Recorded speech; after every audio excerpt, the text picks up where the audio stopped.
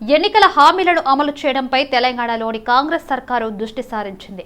మహాలక్ష్మి పథకంలో భాగంగా మహిళలకు ఇప్పటికే ఉచిత బస్సు ప్రయాణాన్ని అమలు చేయగా తాజాగా 500 రూపాయలకే గ్యాస్ పంపిణీపై కసరత్తు మొదలుపెట్టింది. గ్యాస్ సిలిండర్ పంపిణీకి అర్హులను ఎంపిక చేసే ప్రక్రియపై విధి విధానాలను పరిశీలిస్తోంది. తెల్ల రేషన్ కార్డు ఉన్నవారినే లబ్ధిదారులుగా ఎంపిక చేసే అవకాశాలు ఉన్నాయని తెలుస్తోంది.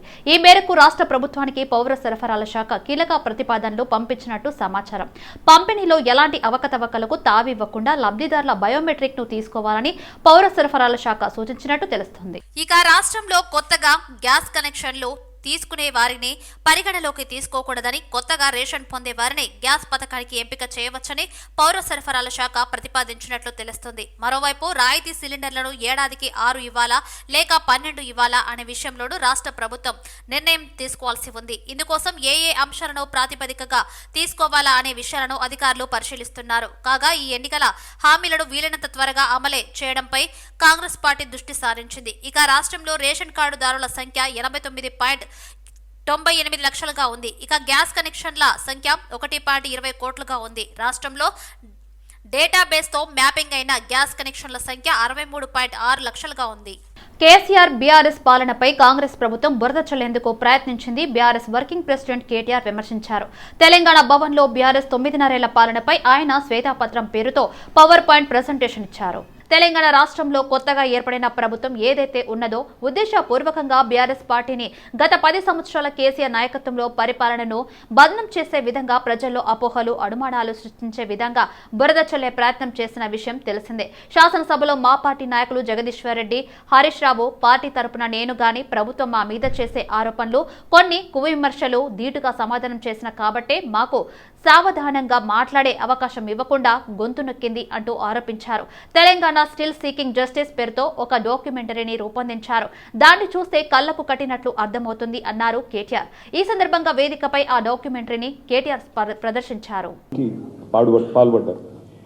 ఆఖరికి పాడి పశువులను కూడా కబేలాలకు తరలించే దుస్థితి, వివక్ష, పక్షపాతం, అదేవిధంగా సమైక్య పాలకులకు తొత్తులుగా ఇక్కడ ఉండే తెలంగాణ కాంగ్రెస్ నాయకులు డూడు బసవన్నల మాదిరిగా వాళ్ళు ఏం చెప్తే వీళ్ళక్కడ దానికి తల ఊపుతూ తొత్తులుగా మారిన పరిస్థితి. ఆనాటి కాకతీయ రాజులు నిర్మించిన చెరువుల మీద తీవ్రమైన నిర్లక్ష్యం, గ్రామీణ ప్రాంతాలకు ఆయువు పట్టు లాంటి చిన్ననీటి వనరులకు తీరని అన్యాయం, గ్రామాల్లో బోర్లు వేసి వేసి బొక్కబోర్ల పడ్డ వ్యవసాయం, చివరికి 54 బోర్లు వేసిన రామరెడ్డి గారు ఆయన పేరే మూషంపల్లిలో నల్గొండ జిల్లాలో బోర్ల రామరెడ్డిగా పేరుపడ్డ దుస్థితి, అడవుల క్షీణించడం వల్ల అడవుల క్షీణత వల్ల పూర్తిగా పడిపోయిన వర్షపాతం, 900 మిల్లీమీటర్లు నీళ్లు వర్షం పడే తెలంగాణలో ఆనాడు అడవులు క్షీణించడం వల్ల చివరికి వర్షపాతం కూడా కరువై వర్షాభావ పరిస్థితులు, కరువు పరిస్థితులు నెలకొనున్న పరిస్థితి. సుభిక్షంగా ఆనాడు భారతదేశానికి స్వాతంత్రం వచ్చినప్పుడు సుభిక్షంగా ఉన్న తెలంగాణ సమైక్య పాలనలో పూర్తి స్థాయి సంక్షోభం వైపు మళ్ళింది. ఈ భయంకరమైన జీవన విధ్వంసం మిగిల్చిన చేదు జ్ఞాపకాలు ఎన్నో.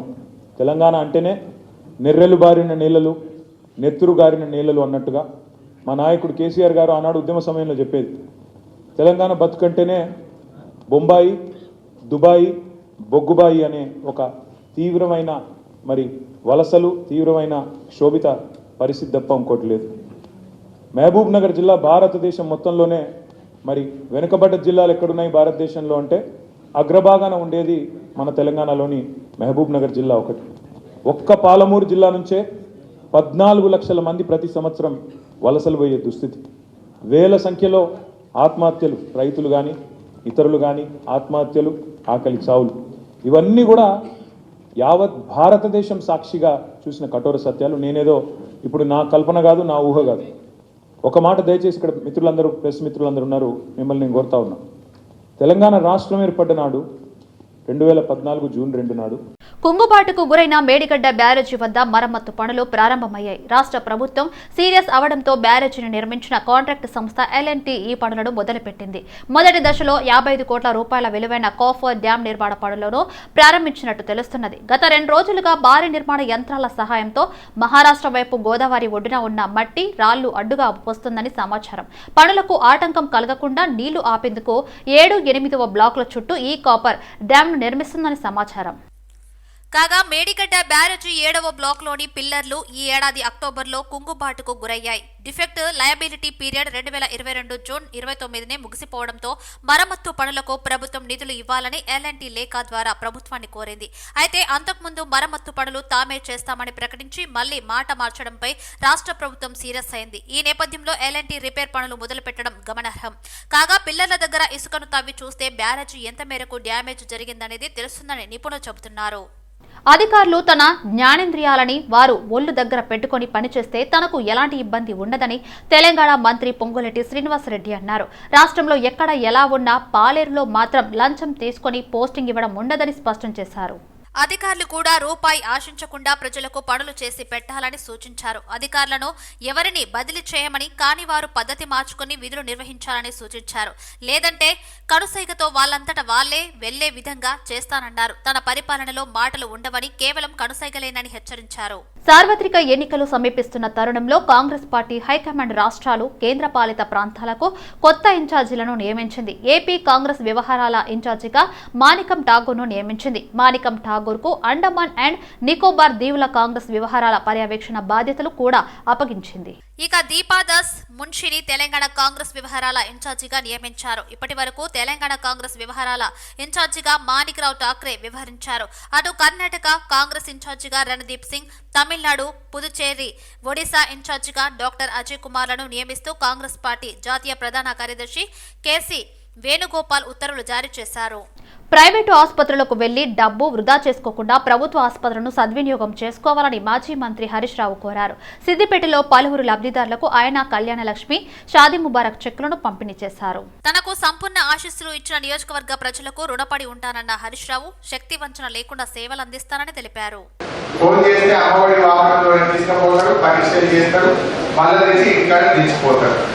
డెలివరీకి వచ్చినప్పుడు కూడా ఫోన్ చేస్తే మకాన్ ఇంట్లో తీసుకుపోతారు. కాకపోతే తల్లి పిల్లల్ని మళ్ళీ ఆటోకి లేకుండా ఇంటి దగ్గర తీసుకుపోతారు. ఈ సౌకర్యాన్ని మీరందరూ కూడా ఉపయోగించుకోవాలని మా అక్క చెల్లెళ్ళకి అందరికీ కూడా పేరు మనం చేస్తూ జీవో 59 కింద కూడా పట్టాలు అనుకున్న వాళ్ళు కానీ ఎవరు కూడా ₹1 లంచం ఎవరికి ఇవ్వద్దు, ఎవరు అడగలేమని ఇంకా ఆ భగవంతుడు ఇచ్చిన శక్తిని అంతా ఉపయోగించి మీ సేవ కోసం, మన సిద్దిపేట అభివృద్ధి కోసం నా శాయశక్తుల కృషి చేస్తానని కూడా మేమందరికీ కూడా మనం చేస్తాం. ఎస్ పార్టీ ఆదేశిస్తే నల్లగొండ పార్లమెంటు లేదా భువనగిరి పార్లమెంటు నుంచి తన తనయుడు అమిత్ పోటీ చేస్తారని శాసన మండలి చైర్మన్ గుత్తా సుఖేందర్ రెడ్డి అన్నారు. తెలంగాణలో 4 జిల్లాల్లో మాత్రమే కాంగ్రెస్ కు అనుకూలంగా ఉంది, మిగతా జిల్లాలో న్యూట్రల్ గా ఉందని పేర్కొన్నారు. ఎమ్మెల్యేల మీద వ్యతిరేకత స్పష్టంగా కనిపించిందని చెప్పారు. బీఆర్ఎస్ ఓడిపోతుందని అనుకోలేదు. కాంగ్రెస్ 6 గ్యారంటీలు అమలు సాధ్యం కాదని స్పష్టం చేశారు. బీఆర్ఎస్ తెలంగాణ ఆస్తుల మీద శ్వేతాపత్రం విడుదల చేయడంతో బీఆర్ఎస్ పాలన ప్రయోజనాలు ప్రజలకు అర్థమవుతుందన్నారు. పార్లమెంటుపై పొగ బాంబు దాడి కేంద్రంలోని బీజేపీ పాలన లోపాలను స్పష్టంగా చూపించిందని తెలిపారు. ప్రభుత్వాలు రాష్ట్ర భవిష్యత్తు గురించి అభివృద్ధి కోసం పనిచేయాలి. ఆర్టీసీ బస్సులో మహిళలకు ఉచిత ప్రయాణం వల్ల ప్రభుత్వానికి 2500 కోట్ల భారం పడుతుందని ఆయన తెలిపారు. నిర్మల్ జిల్లా బైంస పట్టణంలోని ప్రభుత్వ ప్రాంతీయ ఆసుపత్రిలో ఆదివారం ఎమ్మెల్యే పవర్ రామారావు పటేల్ చేతుల మీదుగా 5 పడకల డయాలసిస్ కేంద్రాన్ని ప్రారంభించారు. ఎంతో మంది డయాలసిస్ పేషెంట్లు డయాలసిస్ వ్యాధితో బాధపడుతున్నారని, చికిత్స నిమిత్తం దూర ప్రాంతాలైన నిజామాబాద్, నిర్మల్ వెళ్లాల్సిన పరిస్థితి ఏర్పడుతుందన్నారు. అలాంటి వారిని దృష్టిలో ఉంచుకుని ప్రాంతీయ ఆసుపత్రిలో ఈ సేవలు కొనసాగిస్తున్నామని తెలిపారు. అనంతరం నూతన మినరల్ వాటర్ ప్లాంట్ ఏర్పాటు చేయడం జరిగింది. ఈ కార్యక్రమంలో హాస్పిటల్స్ సూపరింటెండెంట్ కాశీనాథ్, ఆసుపత్రి సిబ్బంది, మండల నాయకులు, కార్యకర్తలు, అభిమానులు తదితరులు పాల్గొన్నారు.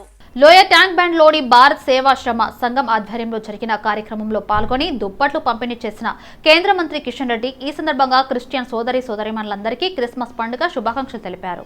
డిసెంబర్ 25వ తేదీన భారత మాజీ ప్రధాన మంత్రి, భారత రత్న స్వర్గీయ అటల్ బిహారీ వాజ్పేయి జయంతి సందర్భంగా భారత ప్రభుత్వం, భారతీయ జనతా పార్టీతో పాటు దేశంలోని అనేక విద్యా సంస్థల తరపున వేడుకలు ఘనంగా నిర్వహించుకుంటున్నామని కిషన్ రెడ్డి తెలిపారు. అటల్ బిహారీ వాజ్పేయి గారి స్ఫూర్తి బాటలో నీతివంతమైన, అవినీతి రహిత, సమర్థవంతమైన, ఆదర్శవంతమైన పాలనను నరేంద్ర మోదీ ప్రభుత్వం అందిస్తుందన్నారు. వాజ్పేయి హయాంలో ఎన్నో సంస్కరణలు, అభివృద్ధి పనులు, సంక్షేమ కార్యక్రమాలతో భారత్ అనేక రకాలుగా అభివృద్ధి చెందిందని వెల్లడించారు. కార్గిల్ విజయం, పోఖ్రాన్ అణు పరీక్షలతో ప్రపంచానికి భారత శక్తి సామర్థ్యాలు చాటిన వ్యక్తి అటల్ బిహారీ వాజ్పేయి అని ఆయన గుర్తు చేశారు. అటల్ బిహారీ వాజ్పేయి గారి నేతృత్వంలో ఉన్నటువంటి భారతీయ జనతా పార్టీ ప్రభుత్వం కానీ, నేడు నరేంద్ర మోడీ గారి నేతృత్వంలో ఉన్నటువంటి కేంద్ర ప్రభుత్వం కానీ ఒక నీతివంతమైనటువంటి పరిపాలన, ఒక అవినీతి రహితమైనటువంటి పరిపాలన, ఒక సమర్థవంతమైనటువంటి పరిపాలన, ఒక ఆదర్శవంతమైనటువంటి పరిపాలన ఈరోజు అటల్ బిహారీ వాజ్పేయి గారు ఇచ్చినటువంటి విషయం మనకందరూ తెలుసు. అటల్ బిహారీ వాజ్పేయి గారి హయాంలో దేశం అనేక రకాల అభివృద్ధి జరిగింది. పేద ప్రజలకు సంబంధించినటువంటి వాల్మీకి అంబేద్కర్ ఆవాస్ యోజన కానీ, కుగ్రామాలకు ప్రధానమంత్రి సడక్ యోజన కానీ, లేక భారతదేశాన్ని అణుశక్తి దేశంగా తీసుకొచ్చేటువంటి మరి పోఖ్రాన్ అణు పరీక్షలు కానీ, భారతదేశం మీద కన్నెత్తి చూస్తే కార్గిల్ యుద్ధంలో పాకిస్తాన్పై విజయం సాధించడం కానీ, ఈ రకంగా మరొక నీతివంతమైనటువంటి సమర్థవంతమైనటువంటి ఒక మంచి పరిపాలన అటల్ బిహారీ వాజ్పేయి గారు అందించారు. అందుకే ఈరోజు భారత ప్రభుత్వము గుడ్ గవర్నెన్స్ డే, ఒక ఆదర్శవంతమైనటువంటి ఒక నీతివంతమైనటువంటి ఒక మంచి పరిపాలన మరి అందించినటువంటి అటల్ బిహారీ వాజ్పేయి గారిని ఆదర్శంగా తీసుకొని ఈరోజు దేశమంతా కూడా ముందుకెళ్ళాలి, దేశం అన్ని ప్రభుత్వాలు కూడా ఆ రకంగా పనిచేయాలని ఈరోజు ఆలోచనతో గుడ్ గవర్నెన్స్ డే కింద అనేక రకాల కార్యక్రమాలు చేస్తూ ఉన్నాము. ఇష్టాగోష్ఠి సమావేశాలు, అనేక పేద ప్రజలకు సంబంధించిన సంక్షేమ కార్యక్రమాల అమలు, అదేవిధంగా సభలు, సమావేశాలు, రక్తదాన శిబిరాలు. సికింద్రాబాద్ లో ఓ కార్యక్రమానికి వెళ్లిన cantonment MLA Lasya Nanditha lift లో ఇరుక్కుపోయారు. ఓవర్లోడ్ కారణంగా లిఫ్ట్ కిందికి వెళ్లిపోవడంతో ఎమ్మెల్యే అందులో చిక్కుకుపోయారు. ఆమె వ్యక్తిగత సిబ్బంది లిఫ్ట్ డోర్లు బద్దలు కొట్టి సురక్షితంగా బయటకు తీశారు.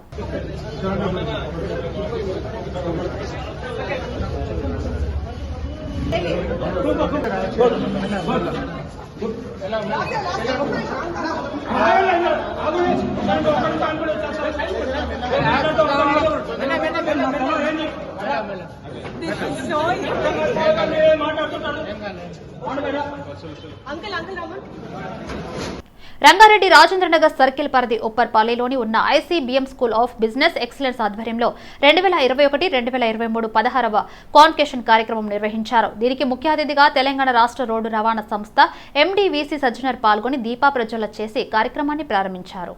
సాంస్కృతిక నృత్యాలతో ప్రారంభించిన కార్యక్రమం అందరినీ ఎంతో ఆకట్టుకున్నదన్నారు. పోలీస్ శాఖ తర్వాత రోడ్డు రవాణా ట్రాన్స్పోర్ట్ లో పనిచేస్తూ పొందిన అనుభవాన్ని విద్యార్థులు పంచుకున్నారు.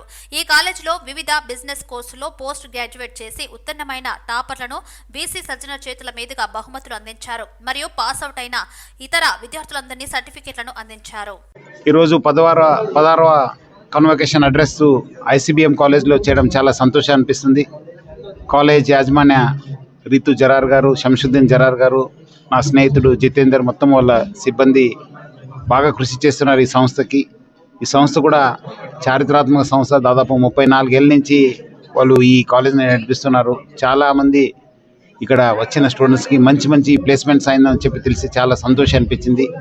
ఈరోజు కూడా వాళ్ళందరూ కూడా మన టీఎస్ఆర్టీసీ గురించి చెప్పడం జరిగింది, మేనేజ్మెంట్ గురించి చెప్పడం జరిగింది. సో పిల్లలు కూడా బాగా మంచి ఉన్నారని చెప్పి కూడా యాజమాన్యం చెప్తుంది. ఆల్రెడీ చాలామంది కూడా ప్లేస్మెంట్ కావడం చెప్పడం జరిగింది. వాళ్ళందరూ కూడా మంచి ఉండాలి, వాళ్ళు మంచి ఫ్యూచర్ చేంజ్ లీడర్స్ కావాలని చెప్పి నేను కోరుతున్నాను. మన జితేందర్కి, శంషుద్దీన్ జరార్కి, రీతు మేడంకి, మొత్తం సిబ్బంది కూడా నా తరఫు నుంచి, యాజమాన్య తరఫు నుంచి కూడా పేరుగా అభినందిస్తున్నాను. రీసెంట్గా నా పోస్ట్ గ్రాడ్యుయేషన్ ఐసీబీఎం కాలేజ్ నుంచి కంప్లీట్ చేసుకున్నాను. ఇక్కడ మొత్తం 2 years చదువుకున్నాం మేము. ఇక్కడ యాక్చువల్గా ఈ పర్టికులర్ కాలేజ్లో ఓన్లీ చదువు అనే కాకుండా ఇంకా చాలా మట్టుకు చాలా నేర్చుకున్నాం మేము లైఫ్లోని, personality wise. And post graduation కూడా చేసిన తర్వాత నేను యాజ్ ఆఫ్ నౌ ఇప్పుడు డెలాయిట్లో పనిచేస్తున్నాను. ట్యాక్స్ కన్సల్టెంట్గా నాకు జాబ్ వచ్చింది. ఇవాళ ఈ స్థాయిలో నేను ఉన్నానంటే నా కాలేజ్ నాకు చాలా నేర్పింది. సో ఎప్పటికీ నేను దానికి గ్రాటిట్యూడ్గానే ఉంటాను మా కాలేజ్ తరఫున. So thank you so much for this opportunity and all the learnings. I'm doing my job in Chemveda Life Sciences as a BD executive. Thankful for the placement. I really thankful for giving me this opportunity. I've got placed in Deloitte in the first year itself. I was the late joinee, so I got placed in literally 6 months. I'm really grateful for it. I would like to express my immense gratitude and I've done my BTech, and from BTech I've transformed my journey into management science. And this college has taught me how to develop immense self-confidence, that you can be helpful to the company you work in and hereafter the society you live in. నాచారంలో semi Christmas వేడుకలను ఘనంగా నిర్వహించారు. ఈ వేడుకలలో Uppal MLA Bandari Lakshma Reddy, Nacharam division corporator Shanti Saijan శేఖర్లు పాల్గొని చిన్నారులతో కలిసి కేకును కట్ చేసి క్రిస్మస్ వేడుకలను నిర్వహించారు. అనంతరం చిన్నారులు నిర్వహించిన సాంస్కృతిక కార్యక్రమాలు ఎంతగానో ఆకట్టుకున్నాయి. ఈ సందర్భంగా పాస్టర్ ప్రవీణ్ మాట్లాడుతూ జీవితంలో ఏ సందర్భంలోనైనా విశ్వాసంతో ముందుకు వెళితే వారి వెంట దేవుడు అండగా ఉంటాడని, బైబిల్ కూడా అదే బోధిస్తుందని అన్నారు. Nacharam Jesus power church pastor నేను. మరి ముందస్తు క్రిస్మస్ శుభాకాంక్షలు మీరందరికీ కూడా. మరి ఎంత గ్రాండ్గా జరుపుకుంటూ దేవుడు ఇచ్చిన ఆ ప్రభుని బట్టి, ఆ కృపను బట్టి మీ అందరికి కూడా వందనాలు. అలాగే మరి ఈ ప్రోగ్రాం ఇంత గ్రాండ్గా జరిగిందంటే మరి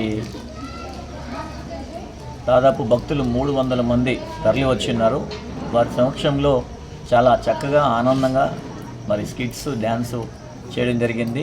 గత కాలం మరి కొంత కరోనా సమయంలో మేము ఇబ్బందికరంగా ఫీల్ అయినాం, మరి క్రిస్మస్ జరుపుకోలేకపోయినాము. మరి ఈరోజు చాలా గ్రాండ్గా జరుపుకున్నాము. మరి ఉప్పల్ శాసనసభ్యులు మరి బండారి లక్ష్మీరెడ్డి గారి ఆధ్వర్యంలో, అలాగే మరి నాచారం డివిజన్ శాంతి సాయిజన్ కార్పొరేటర్ గారి ఆధ్వర్యంలో, అలాగే మరి జెరూసలేం మత్తయ్య గారి ఆధ్వర్యంలో మరి చాలా చక్కగా మరి జరుపుకోవడం జరిగింది.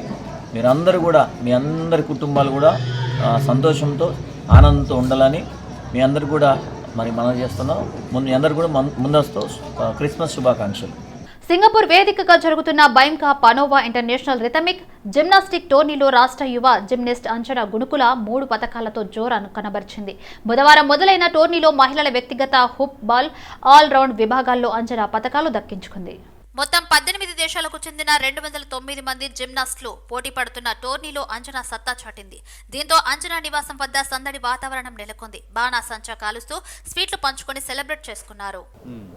ఎలా ఫీల్ అయ్యావు? ఒక బిగ్ టైటిల్, మన దేశం కాదు, ఇండియా కాదు, సింగపూర్ వెళ్ళి అందరూ కాంపిటేటర్స్ మధ్య టైటిల్ గెలవడం ఎలా అనిపించింది? చాలా హ్యాపీగా అనిపించింది. చేసేటప్పుడు కొంచెం ఉన్నింది, after I felt very happy. Okay, అమ్మ నాన్న సహకారం ఎంతవరకు ఉంది? Parents cooperation and sister cooperation? చాలా కోఆపరేషన్ ఉంది, వెరీ మచ్. నెక్స్ట్ టార్గెట్ ఏంటి?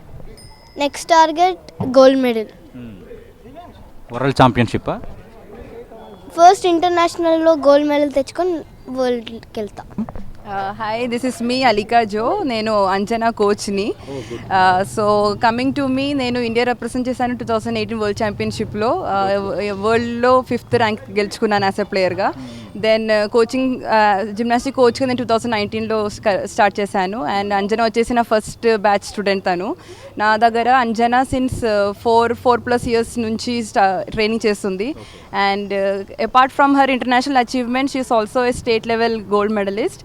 And Tanu, she has given her best, and compared to foreign gymnasts, her performance was really good, up to the mark. And I was, as a coach, I'm so happy about her performance.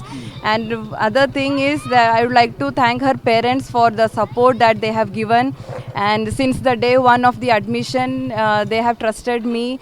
They didn't even ask me a single question about the training. They had full trust on me as well as my training. Okay. And today we have succeeded, and we have showed the fruit of success.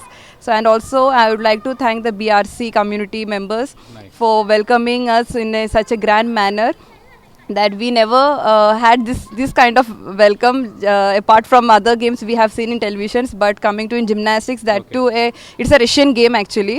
So people like you, if you are around us, people like us, like sports people, will get more motivated, and we feel like more encouraged and enthusiastic to win many more medals at various levels of competitions. Cool.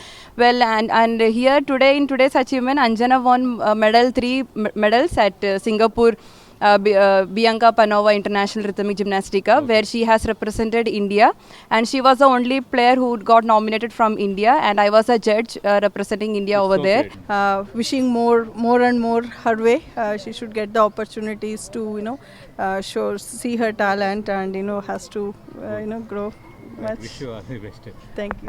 Kishan గారు, యాక్చువల్గా పిల్లలకి shuttle ఇవన్నీ నేర్పుతారు. Gymnastics అనేవి ఎంత ఇంట్రెస్టింగ్గా ఉంటాయో, but at the same time కొంత రిస్క్ అనే ఫీలింగ్ పేరెంట్స్లో ఉంటుంది.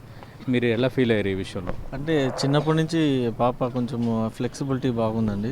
మోర్ ఓవర్ మాకు లక్కీగా ఓయూ కాలనీలో అలికా మ్యామ్ యొక్క అకాడమీ తెలిసింది. సో మేము అక్కడ జాయిన్ చేసిన తర్వాత she was more flexible than earlier.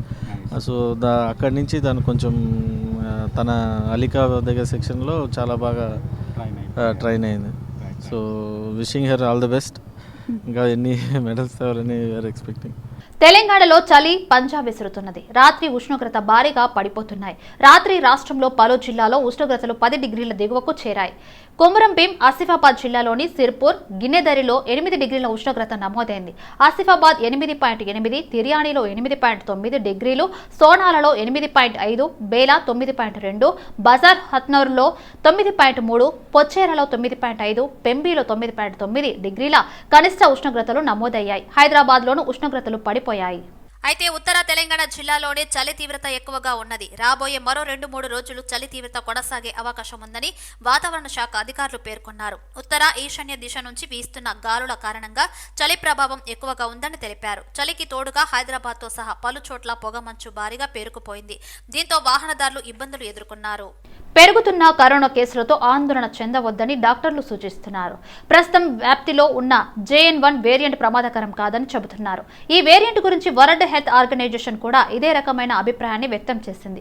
JN1 గురించి నవంబర్ 21వ తేదీన WHO ఓ ప్రకటన విడుదల చేసింది. ఒమిక్రాన్ కు సబ్ వేరియంట్ గా ఉన్న BA.2.86 వేరియంట్లు జరిగిన మ్యూటేషన్ వల్ల JN1 వేరియంట్ ఏర్పడిందని అందులో పేర్కొంది. ఈ వేరియంట్ కు వ్యాపించే గుణం మోడటర్గా ఉంది. మన ఒంట్లో ఉన్న యాంటీబయాటిక్స్ ను ఛేదించే గుణం కూడా మధ్యస్థమే. సివియర్ జబ్బు కలిగించేంత శక్తి దీనికి లేదు అని తెలిపింది. 65 ఏళ్లు దాటిన వృద్ధులు, దీర్ఘకాలిక జబ్బులతో బాధపడుతున్న పేషెంట్లను కరోనా హై రిస్క్ గ్రూప్ నుంచి మోడరేట్ రిస్కులోకి మారుస్తూ WHO ప్రకటన విడుదల చేసింది. ఆర్గాన్ ట్రాన్స్ప్లాంటేషన్ చేయించుకున్న పేషెంట్లు, సివియర్ ఆటో ఇమ్యూన్ డిసీజ్ ఉన్న వారిని మాత్రమే హై రిస్క్ గ్రూపుగా పేర్కొంది. వీరిలోనూ 6% మందికి మాత్రమే కరోనా సివియర్ జబ్బు కలిగించే అవకాశం ఉందని పేర్కొంది. తక్కువ risk group, moderate risk group లో ఉన్న వారిలో 0.5% నుంచి 3% మందికి హాస్పిటల్లో అడ్మిట్ అయ్యేంత స్థాయిలో వ్యాధి సోకే ఛాన్స్ ఉంటుందని తెలిపింది.